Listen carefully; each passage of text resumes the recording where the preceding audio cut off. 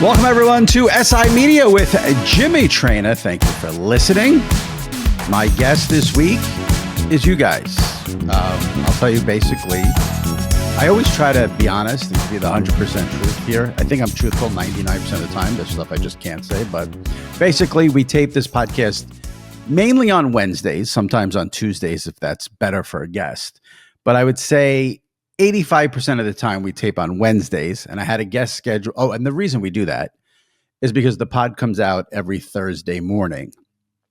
And one of the things I have learned is there were times in the past where maybe a guest needed to do a Thursday taping, and then the podcast would go out late, like either Thursday afternoon or Thursday night or Friday morning.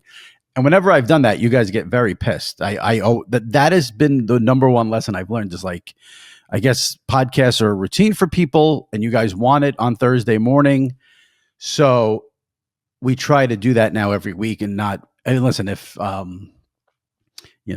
someone just absolutely had to do Thursday afternoon and it was someone, Larry David or someone like that, then I would push it. But for the most part, I've learned got to give the people the podcast Thursday morning early. So we always tape on Wednesday.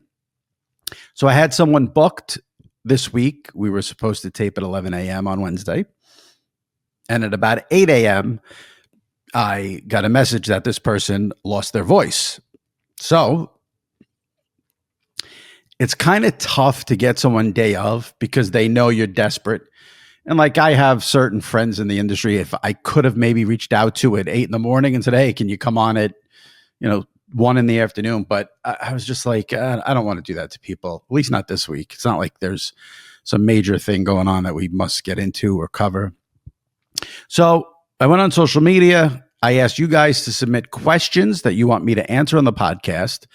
And this will be an all-mailbag SI Media podcast. We will have Traina Thoughts. Sal will be joining us. Same old Traina Thoughts segment with Sal will be coming up. But we'll start off here by me answering all of the questions that were submitted. I asked you guys for questions on Twitter and Blue Sky, and they came in, and I'll go through them. I apologize to anyone watching on YouTube. This will be very boring because it's just going to be me staring into the camera and answering your questions. But you guys are the guests this week. If this is some way successful, we can do this, regularly. We'll see. Because I do get questions throughout the week, and then by the time the taping day rolls around, either they're maybe a little outdated or I forget about it. So maybe this is something we want to do. So I'm going to get going here, read you the questions that came in, answer them, and then we'll get to Sal and the Traina Thoughts segment. So, and make sure you subscribe to this podcast. That's usually my one little thing that I beg for in the beginning. So, all right, let's see how it goes. We'll go to these questions and then we'll go to Sal, and that'll be this episode here of SI Media with Jimmy Traina. All right, let's kick it off. Chuck says, this is Chuck Hohenstein. Do you think Tom Brady could be moved over to the pregame show replacing Jimmy Johnson and get Greg Olsen back with Kevin Burkhardt? I don't think there's any chance at all that happens for a few reasons. First of all, Fox is paying Brady $375 million. You don't pay someone $375 million to be in studio for a pregame show that 4 or 5 million people watch instead of the 425 game, which gets 20 to 25 million people. So just from that standpoint alone, it's not going to happen. And I don't think Fox has to right away replace Jimmy Johnson. They still have Menifee, Terry Bradshaw, Howie Long, Michael Strahan, Jay Glazer, Rob Gronkowski. So that move, I say 0% chance of that happening. Do you think, this is TJ Ramsey 44 on Twitter, do you think there is more to the story of Joe Buck and Troy Aikman now being on their third director at ESPN? What TJ is alluding to here, Andrew Marchand of The Athletic broke the story this week that ESPN has hired a new director for Monday Night Football, Artie Kepner, who comes over from Fox. ESPN hired him from Fox. And this is now the third director that Buck and Aikman will have in their tenure there at ESPN on Monday Night Football. I don't think there is more to the story. ESPN president Burke Magnus was very, very honest in a quote he gave to Marchand and just said he didn't think the production was up to the standards. And ESPN has the Super Bowl, not this coming season, but the season after. ABC, I should say, has the Super Bowl. So they want to tighten that up. And I think it's interesting because Brian Curtis of The Ringer, who's a regular here on SI Media with Jimmy Traina, you guys hear him every like 3 months. He has said multiple times on the podcast that he thinks I believe he thinks Fox and NBC production is superior to CBS and ESPN. So I don't know if ESPN maybe heard Brian say that and they agreed, or, it's been known in the industry, and we're not talking about the announcers. We're just talking about the production. We're talking about camera work, replays, slow-mo, crowd shots, all of that stuff. Curtis has said here he thinks Fox is superior in that aspect. Artie Kepner was on the B team at Fox with Joe Davis and Greg Olson, so ESPN hired him. He'll be the director for Monday Night Football this year, and ESPN says they're basically doing this because they have the Super Bowl in 2 years and they want to have the top quality production of the game that they can have. So don't go into conspiracies here on that one. All right. Patrick Webb from Twitter. 2 minutes to go in a tie Final Four game. You get Kevin Harlan or Ian Eagle to call it. Who are you going with? It's a tough question. I think for an entire game, Ian is the best. If you're giving me 2 minutes to go, I would probably go with Harlan because I think he will give the most memorable call. But that's a tough one.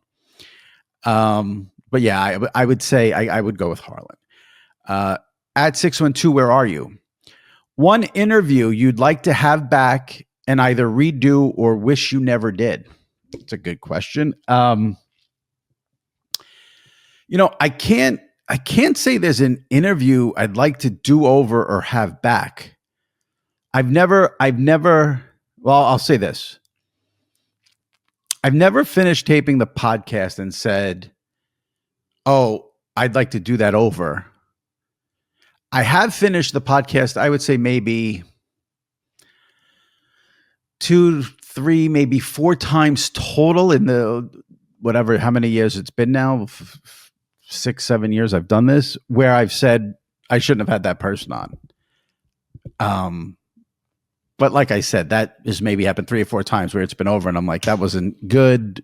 That person didn't come to play. That person didn't want to give me anything. And yeah, it's my job to get stuff out of people. But some people just, if they're not going to sort of play the game, it doesn't really make sense to have them on. So I would say, I've never said like, oh, I want to do that over. But there have been 3 or 4 people where I've said, yeah, I wish I didn't say yes to that booking.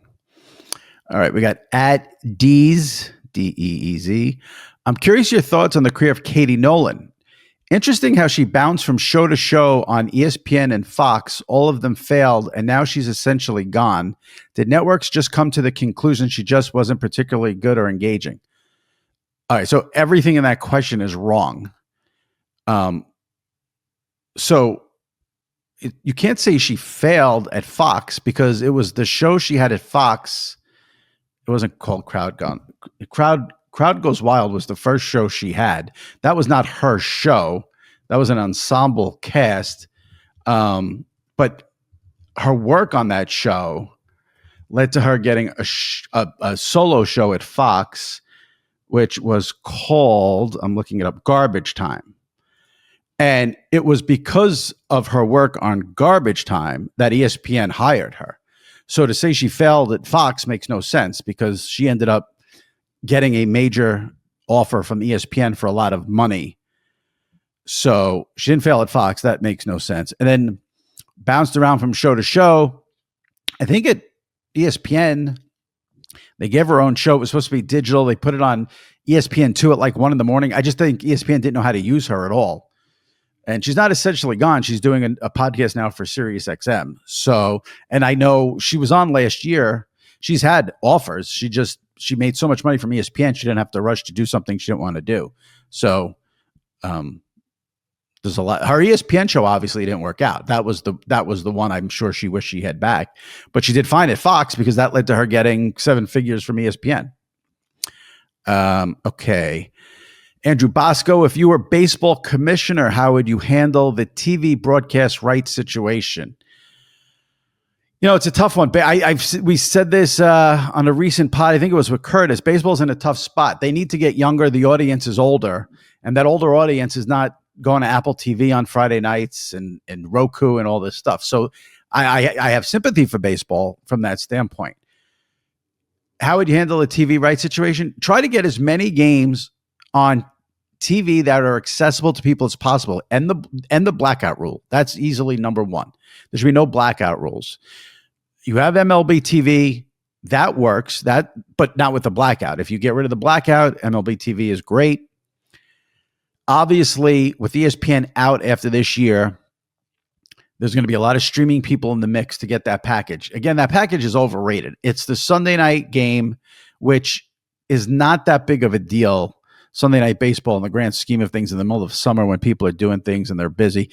It's the wild card round. That's what means the most. I'd love to see the wild card round go to a, Fox, TBS or something like that. I'm sure it's going to end up on streaming, and I'm sure that's going to piss off a lot of fans. So I don't know. I think baseball's in a tough spot, but how would I handle the rights? I would try to get on things that are more available than Roku and Apple TV. I would start with that. Let's just say that. All right, James Broska. I know it wasn't his choice, but to have the final episode of Around the Horn the Friday of Memorial Day weekend is a huge slap in the face. Do you think that ESPN could have given the show a better send-off than that date? I agree that the Friday of Memorial Day weekend is a horrific time to have Around the Horn have their final show after 23 years. It does seem like that, have it be the Friday before Memorial Day weekend, not the Friday of Memorial Day weekend when everyone is gone, basically. So I agree, a horrible scheduling situation there. My guess is maybe it has to do with contracts. I don't know. I don't know why they would do that. I do think ESPN could give the show a much better, put it in prime time or something like that the week before, make it a 2-hour thing. But I don't know, maybe they can do something like that. Maybe they still have time. Maybe there'll be some retrospective show. But yeah, to have the final episode of a show that's been on for 23 years at Friday at 5:00 on Memorial Day weekend is a disaster. There's no other way to spin it. All right, Jamie Kutzer, question for Traina Thoughts. Do people in or out of the business really care about who breaks a story? News travels so fast, I'm sure it matters to the Fox guy, the NFL Net guy, or the ESPN guy. Actually, I read that wrong. News travels so fast, I'm not sure it matters if the Fox guy, NFL guy, or ESPN guy had it a few minutes earlier. I don't think anyone outside of the business cares who breaks it first, although I think they care from this standpoint. You know that if there is a big story, Schefter's going to break it in the NFL, Shams will break it in the NBA. So if you're outside the business, you want to follow those guys and keep tabs on those guys. So maybe from that standpoint, it matters. And I think people inside the business care only because it's like an ego thing. I care because I follow this stuff. So, listen, does it matter if Rappaport or Schefter breaks a story? No. But I do think it's interesting when someone other than Schefter breaks a story because he breaks them all. So then you wonder, what's the deal there? Who knows what agent? But no, in the grand scheme of things, none of that matters. All right. John Corbett. Which of the newly announced international NFL venues are you most excited about? I could not possibly care less about NFL international games. It would be impossible for me to care less. I like that they're on at 9:30 and I have something to bet, but I could not care less where they're played. The whole thing is a big who cares to me. Paul at PDSNTX. What's the sentiment about Juan Soto? Fans still like him, or is Soto just a 4-letter word? I don't like him if he's not on the Yankees, but I don't hate him. He took the biggest offer and went to another team. That's what free agency is. So I'm glad he went to the Mets instead of the Red Sox, but I don't have any animosity. That's the sport. That's what all sports are. That's what happens in free agency. You don't pay the guy goes to whoever pays the most money. So that's what he did. And good luck to him. All right. Chris Juicewick, love your show. Look forward to it each week. Traina Thoughts with Sal is always a treat. So stay tuned. Sal coming up. Brian Curtis is my favorite regular guest. Would love to hear you interview Raftery and also Jason Benetti, who's a funny and good person in addition to being an ace play-by-play guy. Raftery's a little difficult. I would love to get him and Ian Eagle on together. I've had conversations with Ian about it. Stay tuned. Hopefully before this tournament ends, maybe we can make that work. Not sure, but It is being discussed. And as far as Jason Benetti is concerned, I don't see why I would not have him on at some point during the MLB season. I know he does. Obviously, he's the Tigers play-by-play guy. Also does college football for Fox. So, he's not specific to one sport, but I think everyone really knows him or thinks of him as a baseball guy. So baseball season coming up, I see no reason why we wouldn't have him on. All right. We've got, I think this is the last question here from @AustinJarvis68. What's up with the coughing? Feel like you've been coughing for 3 months straight on the pod. Yeah, I'd like to know what's up too. I don't have an answer for you. I wish I did. Today, I'm not coughing. Today's been a good day. I know back in December, I did go to the doctor, had bad ear infection, had bad post-nasal drip, to gross you guys out. And it comes and goes. It's not constant. It comes and goes. So that's, kind of a problem too. But I drank hot water and had a Halls before we started this. So far, so good. So let's not jinx it. Hopefully I don't cough when Sal comes on now in a couple of moments. All right, let me see if I could find this question here. Michael Silvers sent in a tweet that said I didn't answer his question from last week's Traina Thoughts column mailbag. Let me see here. So M. Silvers, 1979, he asks, do you see a scenario where Fox doesn't extend both Erin Andrews and Carissa Thompson ahead of the next NFL season? They are currently without contracts. I have no idea with both. I can't see Fox losing both of them. Erin's on that A crew. I would be surprised if Fox didn't bring her back. Carissa hosts the pregame show. Now, Carissa also has the Amazon deal on Thursday night, so I don't know, maybe she doesn't want to come back, but I don't see a scenario. The question is, do you see a scenario where Fox doesn't extend both? I do not see a scenario where both don't get extended. I'm sure at least one will, and I would imagine both will get extended as well. All right, so those are all of the questions you guys sent in for me today after my guests lost their voice and you guys became my guests. So I appreciate all the questions. And if you have more questions, feel free to send them in. I'll get to them either in a mailbag for the Traina Thoughts column, or maybe we'll do a little segment next week where we follow up and answer some of them. But those are the questions we got today. Appreciate them. Hopefully I gave you guys good answers. And we'll get to Sal now in the Traina Thoughts segment right here on SI Media with Jimmy Traina. All right, joining me now, as he does every week, for our Traina Thoughts segment from WFAN Radio in New York, SNY TV in New York, my buddy without glasses, Sal Licata. Sal, how's it going? Yeah, I figured to forego the glasses this week and just look at the phone that's in front of me a little blurry today. All right, a little blurry even after the cataract surgery. That's concerning. Yeah, no, I told you I can't. I need reading glasses still, right, but everything else is good. So like the distance with the phone is, look, I could touch the phone right now. It's right there. It's too close. I probably should use glasses, but I'm tired of them. All right, let's get into some topics here. I have a few written down. Now, I went nuts in my column about baseball opening day and Fox. I mean, there are so many stupid things. 6 a.m. start time on the East Coast, 3 a.m. Pacific, Tokyo. Then the game's on Fox. They don't send Joe Davis and John Smoltz. They have a backup crew doing it, and the backup crew's not even in Tokyo. They're doing it remotely. Oh. And then the game's on Fox one day, FS1 the next day. Baseball is so bad at this stuff. It's unbelievable. I was so pissed off about the announcing situation. Like, you can't send people to Tokyo to call the game in person. This is supposed to be open. Now, it's not opening day. It's bullshit, fake nonsense. Opening day is next. But you're going to call it opening day and not even have announcers in the stadium.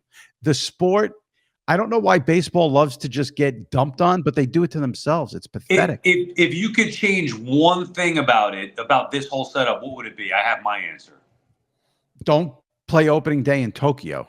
Well, how about, like, so for me, it would be, you could do this if you want, but like, let's do it next Thursday when the season actually opens. And if you want to start with a game at 6 a.m., fine, and then just have it go all day. I cannot believe that they would open the season a week before and then have spring training games still going on. Right. By the way, the Dodgers and Cubs going to come back and still play spring training games. It's embarrassing. It's just so ridiculous. You know, I know Dog said, Chris Russo said, like, do this in the middle of the season, like during an all-star break, even if you want to. But you hit the nail on the head. You can't do this more than a week before the real season starts. They're going to come back and play. And then also the pitchers in these games only went like 3 and 4 innings because it's like still spring training for them. What is this sport doing? Right. See, the feel for diehard baseball fans like ourselves, the feel does not feel like opening day.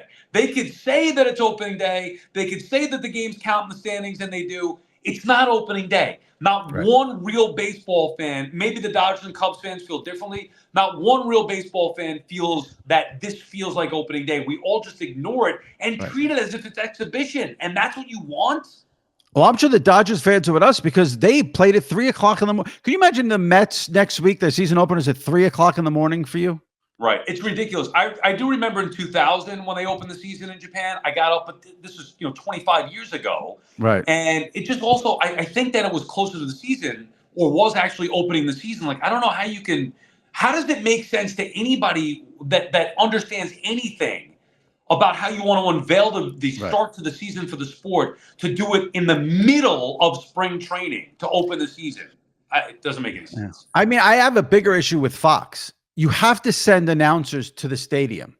You just paid Tom Brady $375 million. You could afford to send 2 people to Tokyo, Japan for 3 or 4 days. Did they give a reason why they did? They don't want to spend. They didn't give a reason, but that's the reason. They don't want to spend money. That's it. That's the reason. Well, what else would the reason be? What would be a reason? I mean, it's not just the announcer. You're talking about sending like the whole setup to do a remote.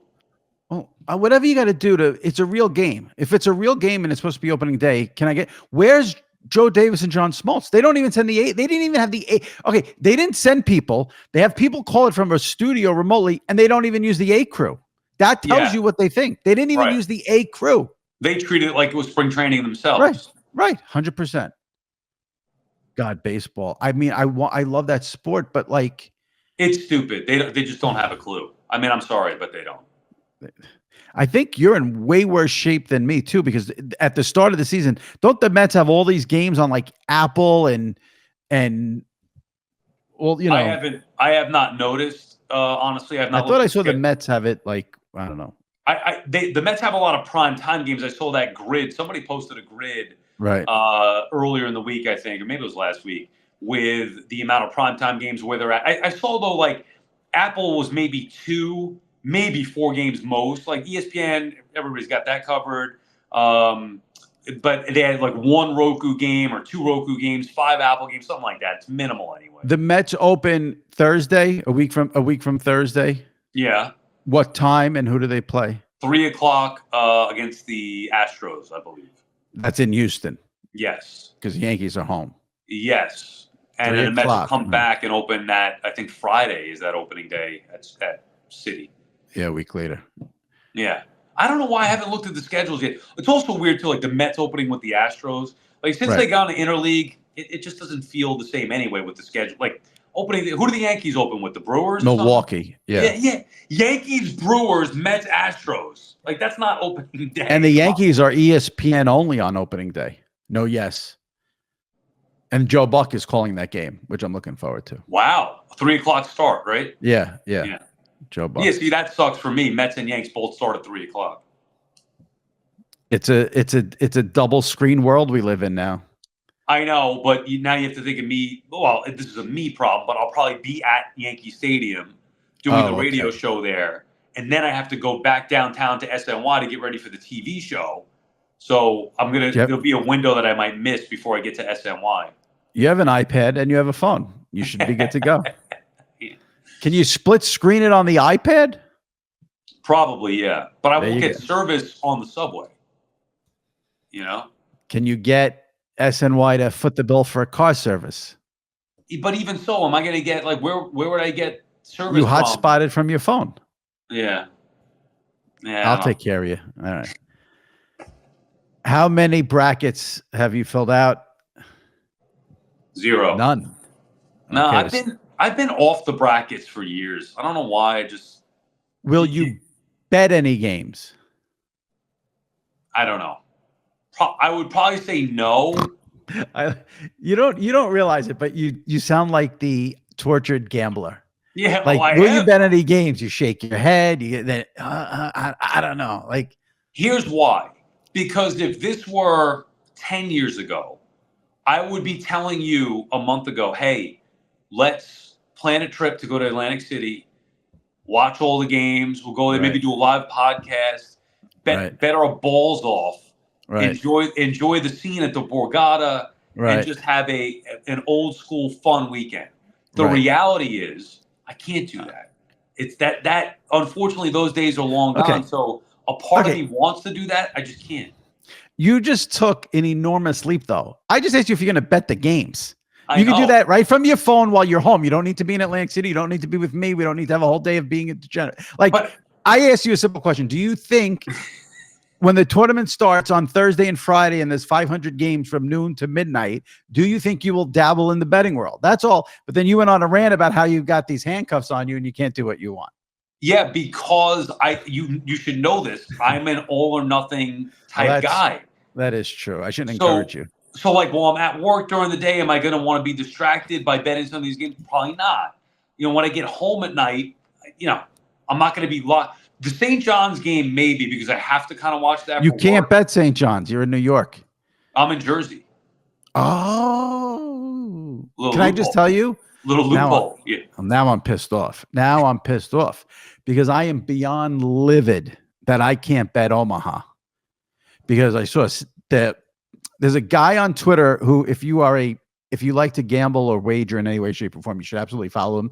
His name is Ben Fawkes. On Twitter, he's at BFAWKES22. Covers gambling for Yahoo now. And he tweeted, this was just an hour ago that he tweeted this. Most lopsided March Madness games by money wagered. 95% of the money is on St. John's minus 18.5. I want to pound Omaha so bad, and I can't because they're in New York. It just bums me out. Maybe I could put that one in for you. Oh, see, I'm in a weird spot there. Nice.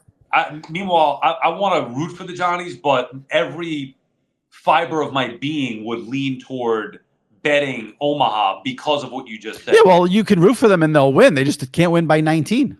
Right. I don't know if St. John's is going to blow them out either, but whatever. Anyway. Yeah, so you should bet Omaha. I couldn't do that. So you're working Thursday and Friday, so you really can't plan a day for that. That's what I'm saying. It's not. Well, what do you want to do? Not work on WFAN? No, you kind of have to. But it used to be, my hours 10 to 2 is kind of, I'm not going to hang out here afterward. I also have to go to SNY. It's not the same. Behind the scenes at the Fan years ago, it was my favorite thing ever. We had the brackets, we had the pool. Francesca buy pizza for everybody. Everybody was going nuts watching the games, looking at their brackets. It was some of the most fun I've ever had in this business in 20 plus years. Those days are long gone, unfortunately. It's so funny because at SI, that was like the one day of the year they'd buy us pizza. Was the first Thursday of the tournament. Yeah. Now, if like, even if I said, hey, BT, my radio partner, hey, you want to, let's carry the tradition. There's nobody even in-house to do it for. There's like 3 people in the newsroom now. Yeah. Yeah. That's a bummer. That's a day you miss the office. Yeah. But I didn't love being in the office in those days because I have my bets and then I've got people in the office cheering against for the other team. I'd rather. Did you fill out any brackets? No, did not. So you will not be filling out brackets. I don't know. Maybe I'll get an itch. I mean, I don't know anything about any of these teams. I mean, I watched a ton the last 2 weeks. Like I've watched everything that's been on the last 2 weeks. And again, I've said this a million times. It's so much worse than I thought. I mean, these games, the play-in game on Tuesday, Alabama State against St. Francis, was the perfect example of college basketball. Thrilling game, crazy ending, down to the wire. Until then, it's so bad. Just watch. Nobody can make free throws. Yeah. The free throws, it's mind-boggling. And the amount of missed layups. I had Billis on a few weeks ago, and he was like, "Oh, I don't see that." I'm like, "Okay, I get it. You work for ESPN. You call the game. The games are atrociously played. They're exciting and thrilling. They are so poorly played. It's unbelievable. They're painful to watch. Yeah. Guys standing under the basket 2 feet away, and they don't take shots. They kick it out. It's crazy. But I can't wait for Thursday and Friday. Yeah. I can't wait. Can't wait. What are your plans? You'll just be home watching the games, or you doing anything? On Friday, I'll be with friends somewhere to watch the games All day, like noon till. Yeah. See that I'm jealous of. You're more than welcome to join us. Yeah, and also, like, to be fair, I say that I'm jealous of it, which I am. A big part of me is, but there's another big part of me that's like, oh, because I was just going through this in real time, like, oh shit, maybe I could go out Friday after the show and go watch these games, and then I'm thinking, like, I just want to go home. You know, like after a long week, do I really want to be out? You're working. Yeah, right. You're commuting into the city. If you see you're commuting in, you're working. Yeah, you want to go home after that. You've got to take the day off. See, this is what's happened with the remote working and the COVID and this. You can never. There's no more calling in sick. Calling in sick is out the window now. Because you can now just listen. work from home. If you called in sick Thursday or Friday, it'd be a little suspicious. First day of the tournament. Well, I definitely can't do it. You're saying like people in general that aren't working in sports? I'm saying when you're not sick and you're lying, but you call in sick to get a day for yourself. I'm talking about that. Yeah. Those days are over. Because they work from home? Work from home. Right. You work. Right. I miss the days where you at 4 or 5 in the morning, you leave the voicemail. I'm sick. I think I can't come in today. Now it's go fuck yourself. Work from home. Yeah. So I know. Those days are because I would, maybe the Thursday, the Friday tournament. Oh, I don't know. I don't know what happened. I'm not feeling well. I'm not coming in today. Then boom, you're at the sports bar. But I feel like ever since COVID and work remotely, that's all that little fun thing is over. For people that can work remotely, yes, that's a. But you also like if you're in the sports business, you can't really call in sick the first day of the tournament because everyone knows you're not sick. Yeah, there's no way. Yeah. But if you're not in the sports business world or sports media world or sports world, and you love the tournament, I highly recommend calling in sick on Thursday or Friday. These have to be the most popular sick days of the year. No, Thursday, Friday tournament. Monday after the Super Bowl, maybe. Okay. That would be the one that I think would. That's an even more obvious one. I feel like no. Probably. Monday after the Super Bowl? Well, you can use that to your advantage. I was at a Super Bowl party last night. Got food poisoning, bad clam dip or some, Somebody had COVID, just. Yeah. Because you're at a party, you could the germs. Yeah. But I would think the Monday after the Super Bowl. Yeah, I mean, you're 100% right. You call in sick that day, your bosses definitely know what's. But it's the same thing as if you call in sick Thursday or Friday of the tournament, people are going to know you're lying. Yeah, but everybody in the world knows about the Super Bowl. Maybe you could slip it by some people. Yeah. Like there were people at Home Depot I could have and probably did call in sick on that Thursday, Friday. Hey, I'm sorry, I'm really sick. I'm not coming in. They wouldn't think much of it. You do it Super Bowl, the Monday after the Super Bowl. They know. Yeah, that's fair. That's fair. Those definitely have to be the biggest. So I got a tweet from someone that said basically all they wanted us to talk about for this edition of Traina Thoughts was Mad Dog's rant about the Mets and his son, which I don't know if you heard, and John Cena's promo on Monday Night Raw. So let me start with this. I assume you didn't watch Monday Night Raw because it was on at 3:00 in the afternoon this week, and you're not available at that time. But Monday afternoon Raw, why was that? Because they were in Brussels. Oh. And this Monday, so because they're not on USA now and they're on Netflix, they can show it live. When they were on USA, they would tape it and show it at 8:00 because they don't have a time slot on Netflix, so they can go live. So it was live at 3:00, and on this coming Monday, It's live at 4:00 because there's, I don't know where they are, Italy, Spain, France, somewhere. France. Now, could you on Netflix? I don't know. Could you just watch it whenever you want after the fact? Yes. Yeah, you can watch it right now if you want. Yeah. Oh, awesome. So they keep them filed to where you could go watch it. Okay. Correct. So, but this was the first show that John Cena was on since the heel turn. I saw a little clip. I didn't see the whole thing. I saw a little clip on social media. I would just say, if you're a wrestling fan in any way, shape, or form, and you haven't seen it, you have to watch the promo. It's 20 minutes. It's him by himself. Then Cody comes out, but it's like one of the best promos. Really? Oh yeah. And the crowd was batshit insane, chanting the whole time. It's a must-watch segment. I'll say that. I'll watch that then. I will definitely watch that. And Travis Scott wasn't on, thank God. That piqued my interest. I'm into that. Yeah, you should watch it. And now the other topic was Mad Dog. So let me just give you a little background on this. Hang on, I got to sip water for a sec. All right, so Friday, listening to Mad Dog, and he starts going ballistic about the Mets because his son, Colin, is a radio host in West Palm Beach, Florida. And Colin and his broadcast partner, they do a radio show, I think, from 4 to 6. We're at Mets camp that day. And the Mets had a game at 7. And Colin texted the Mets PR guy asking if they could get someone on the show. And the guy wrote back and said no. So Colin obviously discusses the business with his dad, tells Mad Dog what happened. Dog goes on Sirius XM at 3:00 and basically eviscerates the Mets for a half an hour. But it was hysterical. He goes, we're not asking for Soto, Lindor, and who's the other? He said a third guy. Alonso. Yeah, we're not asking for Soto, Lindor, and Alonso. You can't give him Pete Blackburn.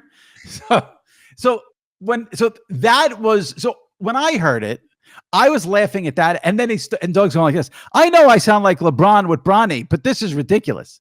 So I'm like, this is hysterical. I'm going to post it. So I posted it. Sorry. And then I started getting all these replies on Twitter about nepotism. So I deleted the tweet because the last thing I was going to do on a Friday afternoon was deal with Twitter mentions about nepotism. What I want people to understand is if I'm posting a clip, I'm doing it for the entertainment value, not to have like a philosophical discussion about it. I couldn't care less about the nepotism. I don't like that was supposed to be about him saying we don't want Lindor, Alonso, and Soto. Just give us Pete Blackburn. That's why I posted it. But then I was like, nepotism. I can't deal. Plus, it wasn't like I'm sure Colin Russo had no idea his father was going to do that. All right, so that was Friday. And then I guess on Monday or Tuesday, someone else posted the thing, and then it got a lot of attention.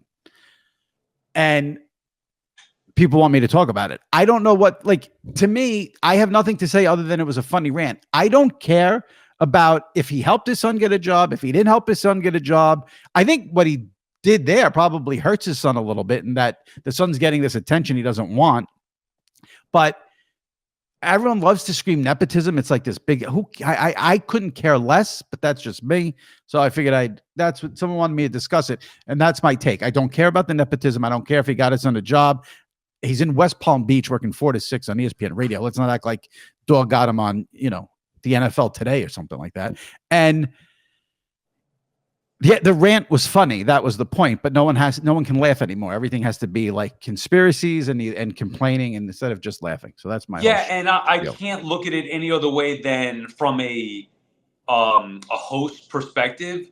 Like I just don't understand how if you're going to go do a show there, that stuff wouldn't be in line ahead of time. Well, because what Dog said was they don't have a producer. They have to do it themselves. All right, but why did they do the show from there? Because they're in Florida, they went to different training. They've gone to different training camps. Right. So but that, and you reach out to the Mets PR and say, hey, next week we're going to be there this day. Is there a spot where we could either tape it early or like that's just how it's worked for 20 plus years. Right. Matter of fact, like we were thinking about going down there as a show to Yankee camp. Remember, Yankees are on WFAN, and they're like, hey, we're not going to be able to help you get a guest during your time slot because of just whatever they had going on. So we didn't go. Like it's the Yankees wouldn't give you a guest no matter what time your show is on.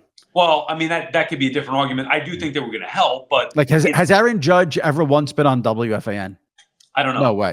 I No mean, we way. had the Yankee manager on in The studio. managers are always on.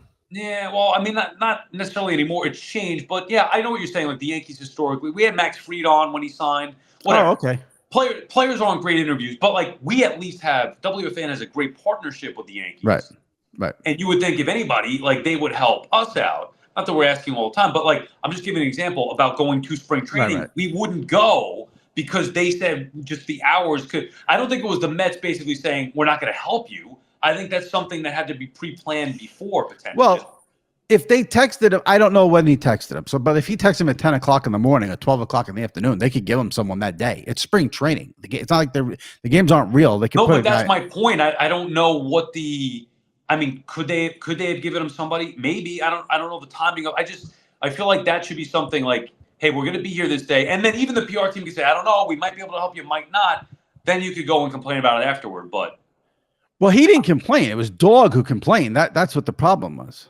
Right, because he told Dog, and then Dog went on the rant. Yeah. Yeah. And I'm not going to blame him for telling his father. I'm sure they talk every day about, the business. I don't look at that as a nepotism thing. I look at that as a father son. No, I think Dog, just being in the business as many years as he has, would be offended that the Mets wouldn't. Right. Come on, you're doing a show there. You're not going to give it. Like Dog would have done that same rant with Mike 20 years ago. Yeah, because another show. Because he then turned it into like, this is why baseball's in the trouble they're in, and ESPN said, get out. Right. He looks at that it goes from back to my Mets aren't helping standpoint, which I don't know the more. But that goes sort of back to my point about, like, if the Yankees are partners with WFAN in New York, Aaron Judge should be on WFAN once a year for an interview. It doesn't matter which show it is. It could be your show, the show before, the show after. But like, he should be on once a year. He's the biggest athlete in New York, or most popular athlete in New York. He should be on once a year. But the Yankees don't want anybody on WFAN. That's the way they do things. That's why I said last week on Twitter, when people start with Trevor Bauer, the Yankees would have me as their fifth starter before Trevor Bauer. That is the last person. The Yankees don't want any PR, period. They got Marcus Stroman to stop tweeting. They don't want their players on social media. They don't want their players on the fan. They're not bringing in Trevor Bauer. I mean, the stupidity. That's just the way the Yankees bother me from that perspective, because it's ridiculous that the players aren't allowed to have personalities. But that's the way it's always been with Cashman. No personalities allowed on the Yankees. Yeah, I don't know. Like the Yankees historically have always been less cooperative, or less open to having guests on them than let's say the Mets. Although, like I know Evan and Tiki they had Paul Goldschmidt on. I mentioned we had Fried and Boone. We've had Cashman on before. So I don't know. Like Judge, I don't know if anybody's ever had him on. Again, a lot of times the shows nowadays we don't even care to get players on because they're not very good interviews. They don't say anything. Yeah, but you would have Aaron Judge on if he became available. 100%. I'm just saying I don't know. I would think Boomer and Gio would have tried to do that over the years, if anything. But I honestly don't know if that were the case. All right, two things on TV shows before we wrap it up. I mentioned The Wire last week that I started, and I watched season 1. And of course, everyone sort of had to, not everyone, but a lot of people were like, you got to stick with it. I am sticking with it. I never said I wasn't. I said I loved the first season. I just didn't think it compared to The Sopranos. And then everyone, season 4 is this. You got to stay. Yeah, I'm going to relax. I'm going to watch. I'll give you my full review when I'm done. I'm just giving you an update that I started and I watched season 1. And, where are you at now? Calm down. I'm in like 3 episodes in season 2. My watching is taking a big hit with the college basketball. Yep, I get it. Because I've been betting all the games every day. Wait till baseball starts. I know. I love my baseball unders. Do you watch White Lotus? Yes. It's a show that's given me a little FOMO. I feel like maybe I need to get involved. I'm hearing so much about it. I feel like maybe I got to dip in, but I can't add it right now. All right. Well, let me just ask you though, because knowing you, I would say no. Like, are you into the whodunit type show? Yeah, I can. Yeah, I can get into that for sure. Yeah. So if you like that, like, did you see True Detective at all? No. As long as there's no sci-fi, as long as there's no no aliens sci-fi. and that nonsense or spaceships or anything, like I can do whodunit for sure. Then you should definitely, I would suggest definitely watch the first season of White Lotus before you get into this one. Right. the Right. first season of White Lotus. I love the show. It's one of my favorites that are on. Okay, that's good. So this is the third season, though. Yes. So what you know? What's the story with season 2? I love season 1. I love season 2. Season 3 is okay. I don't know if it's as good yet. And I remember we're only midway through. Actually, in the beginning, so we're not even midway through yet. But yeah, I love them all. I just loved 1 and 2 better than I did 3 so far. Got it. All right. Maybe I'll dip in when the tournament's over. Now, but if you're going to start dipping into that type stuff, which I didn't think you were into, True Detective, you should definitely watch. Well, but what's getting me annoyed with White Lotus is I feel like I'm missing out right now because everyone's watching it. I want to be in the mix. Yeah. I want to be in the mix. What Jimmy Traina is this that I'm talking to? I know. Usually I want to be out of the mix. This time I want to be in the mix. Yeah. Right. Yeah. Who are you? Once in a while it happens. With TV, I get that. It usually happens that way. All right, Sal. I'd say enjoy the tournament, but you made it clear you really won't because you have other responsibilities. I'll try. So you got the tournament this weekend. Thursday, Friday really is the great days. Saturday, Sunday, good. And then opening day on Thursday. We'll talk to you before then, obviously. But get all the affairs on the home front situated and taken care of. And already told my wife, hey, we need shows that we got to watch before next week. Like it's got to happen now because once baseball starts, that's it. She's on the clock. Thursday at 3 o'clock. It's over for you. Right. Good. Oh, my God. All right, Sal. Take it easy. We'll talk to you next week. Talk to you later. All right. That wraps it up. Appreciate you guys listening. And make sure you rate, review on Apple. And if you're not a subscriber, hit that subscribe button. All right. We'll see you next week. Stay safe and take care.